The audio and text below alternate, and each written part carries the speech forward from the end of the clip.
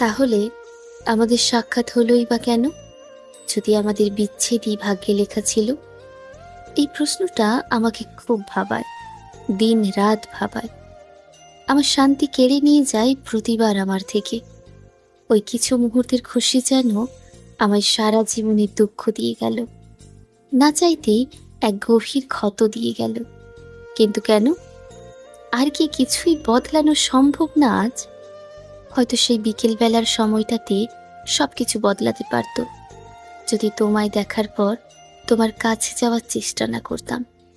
তাহলে আজ আমাদের এত ঘনিষ্ঠতা বাড়ত না, তোমার আমার কোনো সম্পর্ক তৈরি হতো না।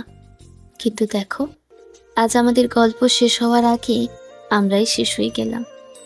আচ্ছা, আমার যে মনে হয় কোনো তো কারণ অবশ্যই আছে এই হাওয়া বয়ে যাওয়ার পেছনে।